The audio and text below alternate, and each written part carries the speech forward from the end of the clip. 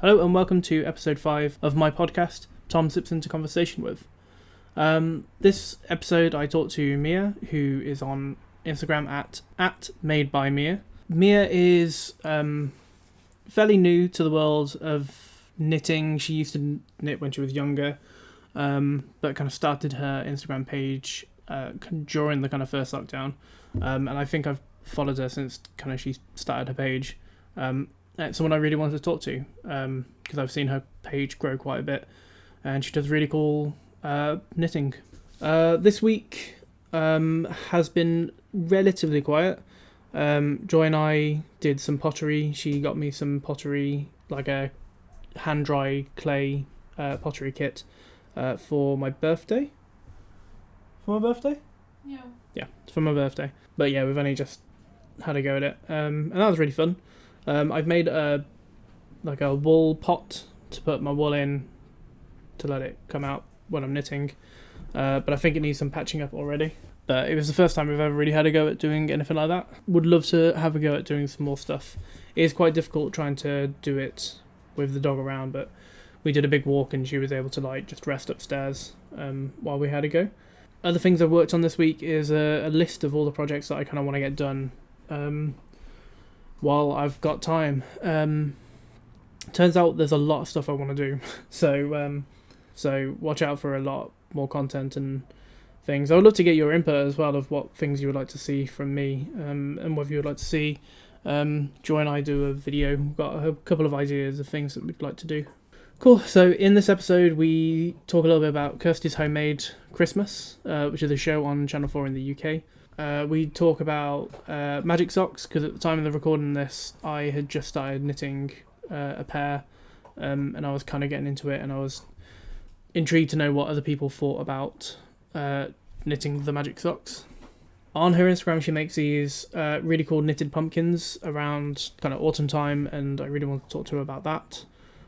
Some of her favourite projects that she's worked on, who she gets inspiration from on Instagram. At the end of the conversation, I'll be back with just a little bit more chat. But we step into the conversation with me asking how she got into knitting.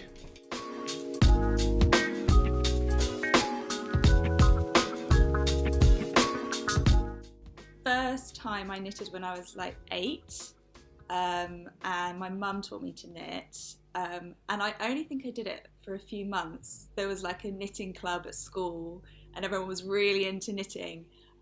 But it was a phase that fizzled away very, very quickly. And I remember being obsessed and carrying my knitting around everywhere, but only for a couple months. And then I just completely dropped it and forgot about it. And different things came into my life when I was 8 years old, and I was getting distracted by all kinds of things. And I never really thought about it. And then I'm really into the Kirsty's Homemade Christmas program that she does every year. I just love it, all the crafting stuff she does. And a few years ago, they had these knitted baubles on there, and I loved them. And I was like, oh, I really want to be able to make them. But it was with the double pointed needles, and I had, at that point, had no idea what that was, and it just looked so complicated. And at that point, it got into my head that I wanted to start knitting again. But with life just being really busy, I never ever got round to doing it. And sort of the week before the first lockdown last year, I was like, right, this is my chance to do it. So we ran to Hobbycraft, and I had no idea what I needed or anything. I hadn't done any research. I just picked up a few balls of yarn and a couple of needles. And then we went into lockdown, and I was still working, but my work hours had decreased. So I just had a little bit more time, and I was really, really determined to learn. And and then that's sort of where I properly got into it, really. That's awesome. When I first started knitting, I actually had an email from Kirsty's team for the Kirsty's Make. But at that point, I was only really making hats. And I think they were asking about some Christmas jumper challenge thing that they do. We don't really watch much proper TV, so I didn't really know much about it, and I turned it down. And now I'm a little bit regretful. I think they were looking for people again this year to do stuff on home. So I think maybe next year if I've got my act together, I might try and see if I can get on it. But Yeah, yeah, really lovely program. It proper makes me feel really Christmassy, and then it's got that craft element as well. So it's just really nice, really. yeah. So when did you start your Instagram? I think I started it like late June, July, because so I kind of started my knitting journey, and I was sharing a few things on my personal Instagram, and all my friends were really into it, and they were asking me loads of questions, and as I was learning new techniques they were going, oh gosh, that's really cool, like how do you do that and stuff like that, and I found that that really motivated me, and I was really torn whether to start a knitting account or not, because at that point I had started following other knitting accounts and I saw that there was this huge community that I never thought existed. And I was really, really torn because I was like, I don't want to get obsessed with it and it take over my life, because I'm one of those people that, like, I use social media and I appreciate it, but I don't want it to be overtaking my life. But yeah, sort of summertime, I was like, okay, yeah, let's just do it. And I did it. And I think actually you were one of the first people who commented on one of my posts, and you like Oh, really? welcomed me to the community. Yeah. Oh, And that's I was like, awesome. oh, that's really nice. And yeah, and that's sort of where it started, really. That's cool. Yeah, I mean, I found this knitting community like the best thing. Like I do hear quite often like people criticizing social media, and I do understand that. But if you get into the right community and like the algorithm works quite well for like the knitting community, if you follow other knitters and they follow you, you kind of get put in this like nice little bubble. Um, Yeah. and like everyone I've spoken to is just so supportive. If you're unsure about something, they're there to help out. Um, Yeah. and like you, I mean, you've been posting quite a lot. Like looking at Yeah. you, I mean, it's quite nicely choreographed as well. I don't know if you do you put much time into like trying to choreograph, or you like posting your projects. Not really. I kind of just sort of post what I'm doing at the time, and most of the time it's like similar type of colours, because like I'll be knitting a scarf and that takes me ages because I'm not very fast. So I'll have quite a few posts of that one thing and then I'll move on to another thing. Um, and I kind of tend to go, I was quite bright with my colours in summer, and now we're in winter, it's getting a little bit darker. So yeah, that's kind of just happening naturally. Yeah. Yeah, that's really cool. I can see that you've done the magic socks from Wall on the Gang. Yeah. Yeah. I've Oh, I've got them just here. Oh, awesome. That's My cool. magic socks. Yeah, because I've started doing that and starting to enjoy them now. Because like Mm, I've wanted to do socks for ages, but the heel and the toe just seem too intimidating. But yeah. once you get that Yeah. technique, I think it's all right actually. Yeah, I was watching. I got really into the Knitting Expats podcast, and so she did like loads of socks, and it just seemed really like complicated. And I was like, gosh, I don't think I'd ever be able to do socks, but it just seemed like such a good challenge.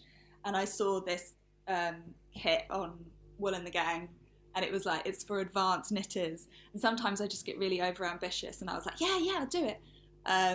And I ordered like 3 pairs because I thought that I'd just be really good at it. And then I started off, it was really hard to start with, because particularly with the pattern, like to get the tension correct for To it get all the to. tension just right, yeah. But then actually, I think because of that, it helped me learn really quickly how I need to control my tension. Whereas if the pattern wasn't there, I don't think I'd be able to do that as well. Um, Yeah, I think yeah, because it does make you learn about tension control, which is something I like. I occasionally do like the little tester to see if my tension's right, but I know that one on the gang generally, I seem to have the same tension as them, which is really good. But yeah, I don't really follow patterns as much. Like there's a few patterns, like the socks. I wanted to do the kit and have a pattern because I had no idea how to do it. Um, but yeah, do you follow from patterns normally, or do you kind of make your stuff up? I generally start with patterns, yeah, because I'm not super confident with what I'm doing, and especially if it's like something new that I haven't done before. So like socks or like jumpers and stuff like that, I would like follow it religiously.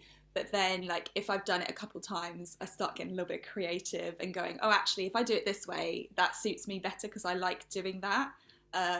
So I just like adjust it. Like when I was doing I did loads of pumpkins around autumn, and I started off with a pattern, and then I don't know, I made so many pumpkins. By the end of the time I was making them, I was like completely away from the pattern and just doing my own thing. But it definitely started from what people had told me to do, because otherwise I wouldn't have known where to start. Yeah, I mean, I was going to move on to the pumpkins because I remember seeing them around autumn and Halloween, and I love them. They're so cool, and I was so tempted to try them out, but I think I was working on another project, and I thought by the time I finish this, it's going to be past autumn, past Yeah. Halloween and stuff. But next year, it's definitely something I want to have a go at because they look really awesome. Yeah. No, they're really fun actually, and I think I saw them. Someone was making them in like August, because obviously they do it every year, so they sort of starting off in August.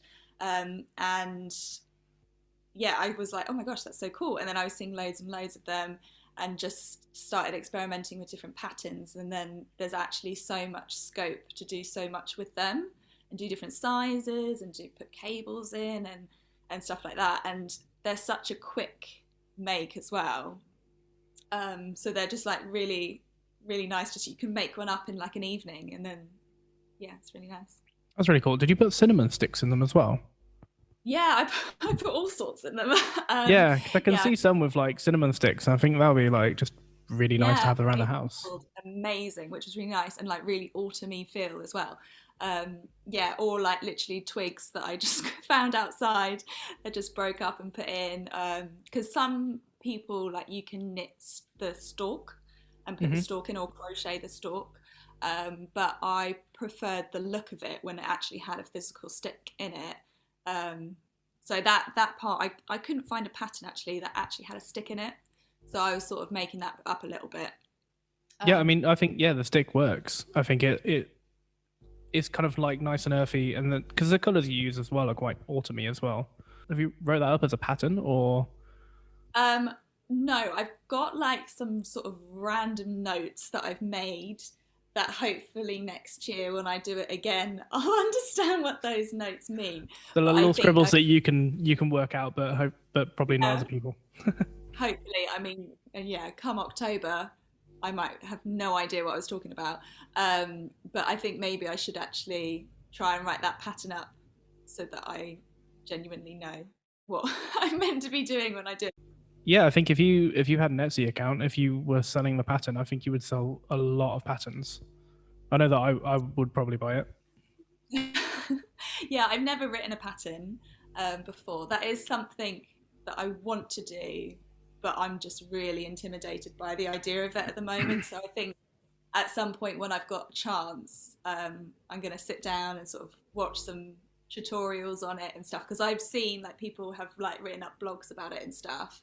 Um, so I need to learn how it all works. I think first, I'm not very Um, good at maths. So, yeah, I'm the same. I like the thing that intimidates me is trying to write it for different sizes, and like because I don't really normally work from many patterns, I don't really know the best way to write them. Like I've spoken to a couple of people now who have wrote patterns, and they try and make it so the person has to do a bit of work and has to do a little bit of maths to make it fit them, which I kind of like yeah, the idea of rather than having small, medium, large, but have it as like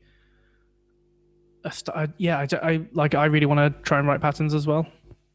yeah. I think maybe for me the pumpkins would be quite a good place to start, because it's not like a garment and the size isn't as crucial.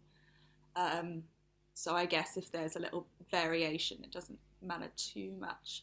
Yeah, it's probably Um, easier to like switch out different wools and needles and stuff as well because if you're using a yeah. chunkier needle, it's going to be a chunkier pumpkin. Yeah, and that's sort of when I was first doing it. That's how I did it. Like I I was just like, oh well, I've got this lying around, because it doesn't take up much yarn at all. So like, I was just ending up using scraps, which was really good way to sort of use up the end of balls of yarn. Um, and yeah, sometimes they would be really thick, sometimes they would be teeny tiny, and I'd be doing them on like tiny DPNs, and then they'd come up really, really small, and then some were like really big. So yeah, it was really easy to experiment with actually with that. That's cool. What's your favorite project that you've worked on? I'm a sucker for cables. I love cables. Um, I think I'm actually wearing my Easy Eyelet sweater, which I finished over Christmas. I think maybe that one, because that was a knit that I was really intimidated by, because I'd never done a jumper before. And I hate doing seams, and I think that's why I didn't do a jumper initially, because I was like, I don't want to do seams. They're just like, it's too much for me. But then with Knit to Choose one, it's in the round, and I'd seen loads of different patterns in the round, and this one was meant to be like easy, so I was like, okay, I'll give it a go. And it took me ages, and then I had a big hiatus with it because I had to do all my Christmas knitting. But once it was finished, I was so pleased that it like fits me, and like I made the sleeves extra long so it's nice and cuddly, and I just like yeah, just really proud of it really. I think it's probably the biggest thing that I've made. That's really cool. Yeah, I thought I noticed your sweater. Like I was like, I think I've seen that before. And then yeah, it's the jumper is awesome. Like it looks like it fits really well, and it looks like really cozy. Yeah, It kind of looks a little bit like you've bought it. It doesn't necessarily look homemade, does it? Thank you. Yeah, I mean there are mistakes in it, but I've just put them up the back, so it's fine. Just cover it with my hair like that. It's fine. Nice. What kind of wool do you like to use? I see a lot of. Oh, you started with like Wool on the Gang by the looks of it, and then yeah, what do you prefer using? I mean, I'm still experimenting with different yarn and finding out what I like and what I don't like. This is actually just acrylic. My brother got me like a massive ball of yarn for my birthday from Aldi. Oh, nice.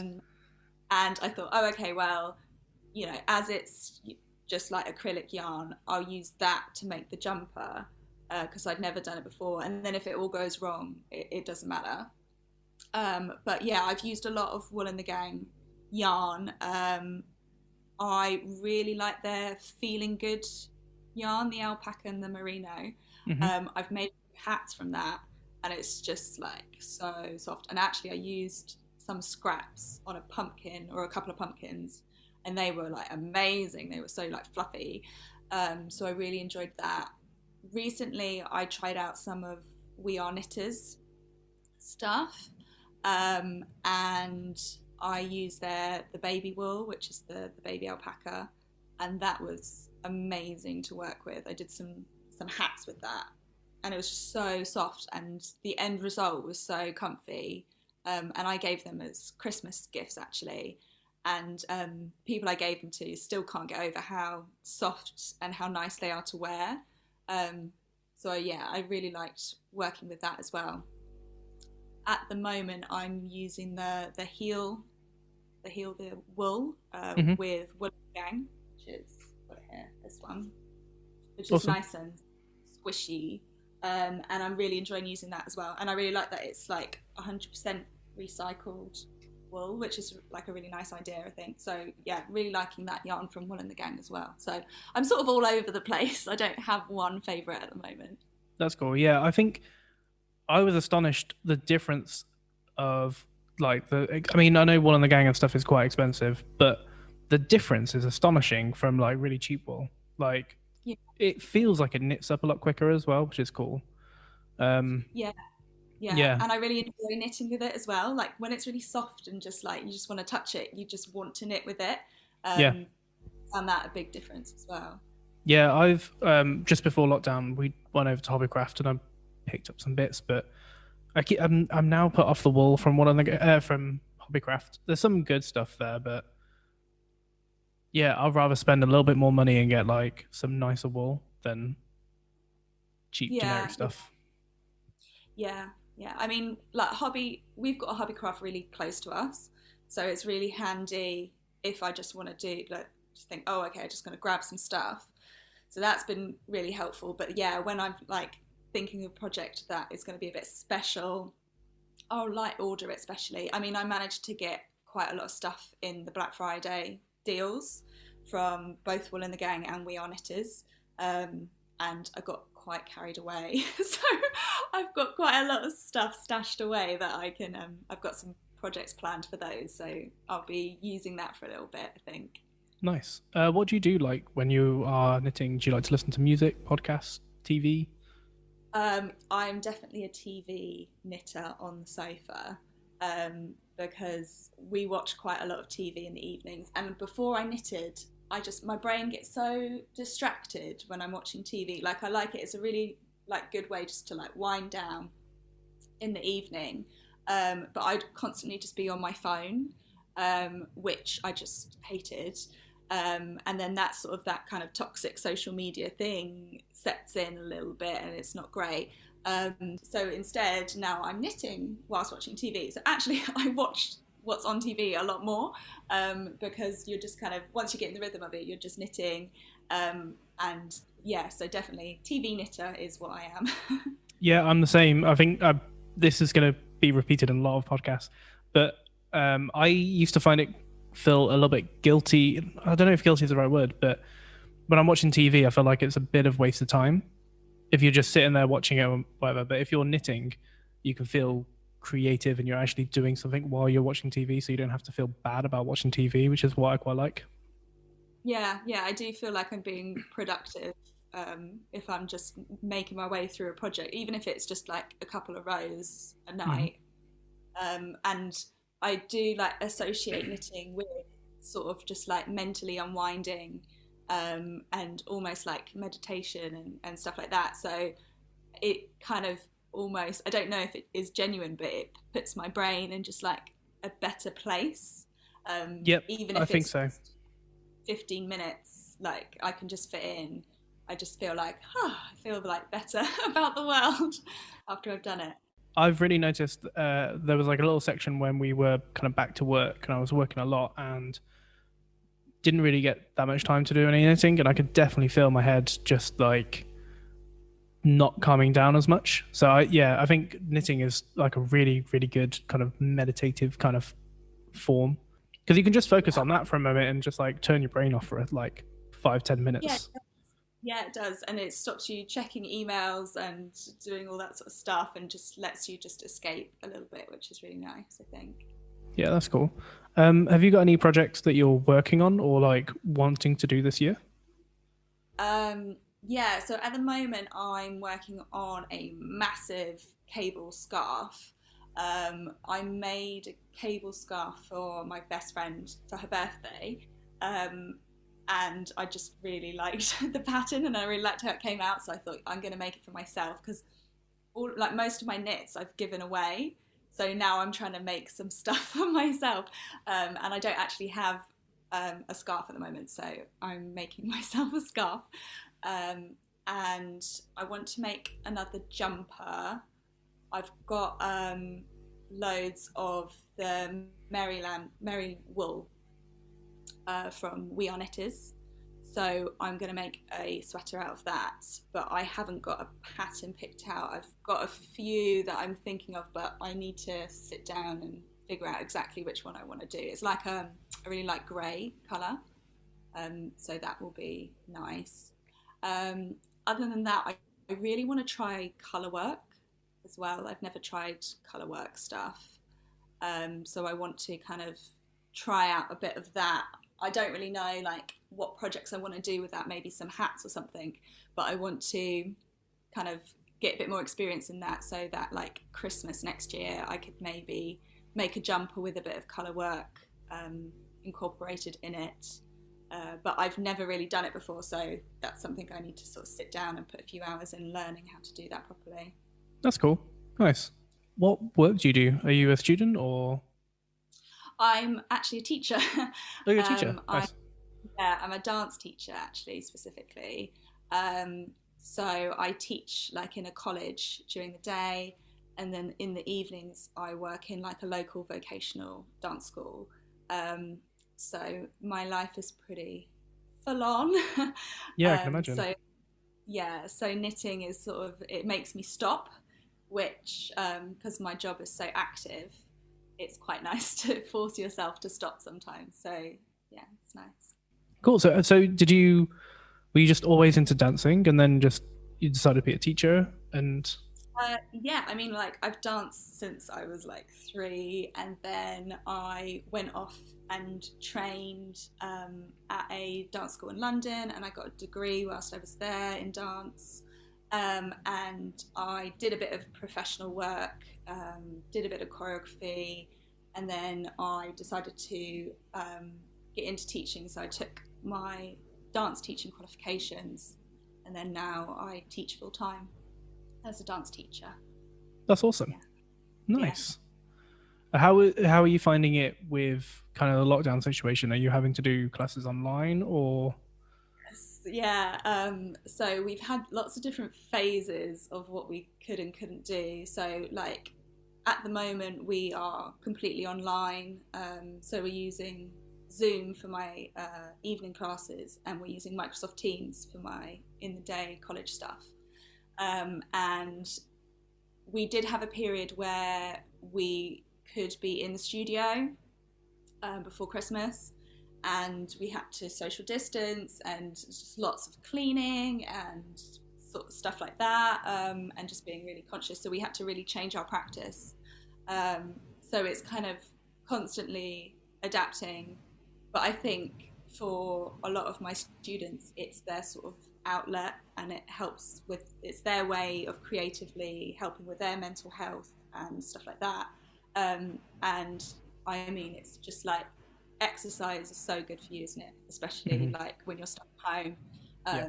So even though it's not how we are used to doing it, it's, I think, is still benefiting those students just a slightly different way. Yeah, I guess it's also like quite a social thing still as well. So, yeah, sorting out people's mental health at the moment is, I mean, I feel like we were quite fortunate with the first lockdown being in summer and the weather was lovely. And then, Yeah. well, the second one was a bit grim because it was just like a little bit darker. But I don't feel like people took it as seriously. But I think No, this and it didn't lockdown, feel like a big thing because it was so short and everyone knew it was going to come to an end as well. yeah, it just felt like we were all in like a higher tier system. Um, but I feel like this lockdown, people are taking a little bit more seriously. I feel like so far we've been lucky that it snowed a bit at the beginning of this lockdown, so people kind of like got cheered up by the snow. But yeah, I'm worried about people like struggling through this kind of like next month or so when it just starts raining and it's just dark. Hopefully, knitting and crafting and stuff can try and help a little bit. Yeah, bring a bit of positivity back into people's lives a bit, Yeah. definitely. Whereabouts in London do you live? We are like northwest, so we're sort of, we're like quite far out, sort of near Stanmore. Okay, cool. Um, yeah, so we're London, but we're not like really in London. So yeah, which is quite nice because sort of my family live Hertfordshire way, so we can kind of get to Hertfordshire quite easily. But then we can get into London really, really quick, which is sort of where all of our friends are based. So we kind of like, we're torn between the two where we are now. That's cool. Have you got any kind of like Instagram people that help inspire you at all? Oh yeah, like loads of people. Let me think. Well, like Knititude, I love Knititude's stuff, and I really like her patterns as well. So I'm always looking at her stuff, and like her blog and her sort of Instagram lives and stuff have really helped me learn. So I love that. Who else do I really like? Obviously, your stuff is great. I like seeing your stuff. Thank you very much. I Um, wasn't fishing for that, but thank you. oh, Bethany, Well Loved Knits. Have Cool. you seen her stuff? Yeah, yeah, her stuff, her like pictures are just so beautiful. Like I feel like with knitting Instagrams, there's so much like photography as well, like people's compositions and stuff. It's almost like pieces of art. Oh, Vicky knits. I like her stuff. She does all the vests and stuff, Yeah, yeah. which is really cool. I've never done a vest, um, mostly because I can't imagine myself wearing one. But I just think they're really, really cool. Um, yeah, there's loads of people. It's so hard. Oh, Knitters Heaven have loads of socks, which is amazing. And like they seem to have like a different sock every day. It's crazy. Oh, Um, nice. but like the colors and everything and the patterns, it's just like amazing. So there's so many people that I love to follow. And I just get obsessed. I always go down like a rabbit hole, like finding new people and like following loads of new people because there's just so many people out there that I'm like, oh my God, their page is amazing. I want to follow them. And yeah, I get so much inspiration, like constantly just saving people's pictures and going back to them, going, oh yeah, I want to do that project. I want to do that project. Um, so yeah, I love our knitting community. I think it's just awesome. Awesome, nice. Yeah, there are just so many accounts. Like it's really hard to like shout out. We kind of briefly spoke that you like to watch TV. Where you're what kind of things do you like to watch? Um, so I've just finished Gilmore Girls for like, I mean, maybe the 100th time I've watched it because I absolutely love it. And I love there's a whole episode which is all about knitting. They have a like a knitting marathon. And I was over Christmas, I was knitting whilst the episode was on, and I was like, "Yay, this is really good." Um, so yeah, love that. So actually, because I've just finished that, I'm sort of trying to find something else to watch, which I don't like this period where you're just kind of like, I don't know what to watch. But I love like all the programs on TV which are like challenge programs, so like Bake Off, Sewing Bee. At the moment, there's the Great Pottery Throwdown, which I love, which is all the pottery stuff, which is just so satisfying to watch. So I love all those kind of programs as well. And my fiance is currently forcing me to watch Scrubs, so we're watching the whole of Scrubs, which I've never watched before. So that's interesting. And yeah, stuff like that, really. That's cool. Yeah, I feel like there's so much on there, like on TV at the moment. It's like hard to work out. It's kind of annoying when you've finished a show that you're really into, and then you're like, oh, now what do I watch? In the last year, we've watched so many series. Like we were saying, oh, can you remember when we watched this series? And you're like, oh my gosh, that feels like so long ago. It's almost like we've defined 2020 by the TV that we've watched, Yeah, which feels really bad. But yeah. we went through so much stuff. Like we watched Wild at Heart. Can you remember Wild at Heart? It's like I it was think on like maybe 10 years ago or something, like maybe more than 10 years ago. We watched it when we were like really little, and then we watched it, like we rewatched it because I think maybe it was on Netflix or something. Watched all of that, and that was like, I don't even know, that was like really at the beginning of the first lockdown, which just feels like another lifetime ago. It's crazy. Yeah. Yeah, it's kind of crazy that we've been in this situation for, I mean, the UK's nearly been in it for nearly a year now. And it's like, what has happened to the time? I know, and it's really weird to think of time before as Hmm. well. Like even like immediately before, like we were thinking of like early March last year, all the stuff that you could just do, like you could just go out to nightclubs and just casually meet up with anyone you wanted, and then like the end of March, it's like we were thinking like we shouldn't have been going out at like early March. We all the stuff we were doing, we were like, how were we able to do that? It's just crazy. Yeah, we went out for my birthday in February down to Brighton. And I think we heard a few things on the news, but like it was still fairly unknown. And then I think the week or so before the lockdown, we went over to London because my partner went to go get a tattoo, and it was really weird because like there was like hardly anyone at Euston. Like there was probably like 100 people at Euston, Mm. but it was like, you know what Euston Station's like? It's just mental.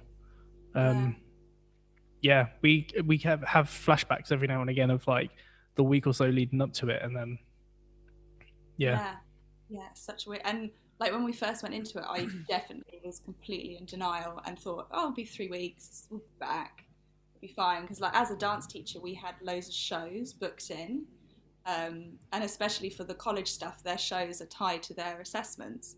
So we were like, oh, it's fine. Okay, we'll miss that show, but then we've got this show in a couple of weeks, so that'll be fine. And we were just completely naive to the fact that of how huge it is. And obviously now thinking about it, it's like, well, obviously it wasn't going to go away in a few weeks. You just can't even believe that you thought that.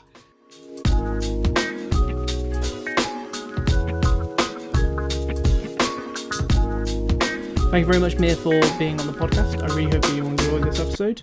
I would love to know what you think. Leave a comment on whatever you're listening on this. So at the moment I've recorded season 2. And I'm starting to do a few edits already. There'll be a little gap between season 1 and 2, but I am going to be starting to look into people for season 3. So if you are interested, or if there's someone out there who you think would be good on the podcast, please let me know. Send me a message on Instagram. Another thing that I worked on this week, which I didn't say in the intro, is I've created a free pattern for people to download if they sign up to my newsletter. If you sign up to my newsletter, you'll get a message with a link. Check your spam folders just in case it goes into there. But yeah, I created a pattern for the patch that I did for Square the Love, which is a project that At Calm Homemade has been working on. So yeah, it's a free sample that you can download, and if you want to have a go at knitting it, just make sure you tag me in so I can see your progress. If you're on Instagram and you're watching this, then you can check out the newsletter through the link tree. But I will put links down in the description so people can sign up to the newsletter as well. On next week's episode, I have Abby from Abby Knits. Hope everyone stays safe, and I will see you in the next episode. So just doing a little bit of editing now for the final video, but I forgot to say like and subscribe and follow me wherever you're watching this. And please share it with friends and family and on your social media as well. Would really appreciate that. And yeah, see you in the next episode.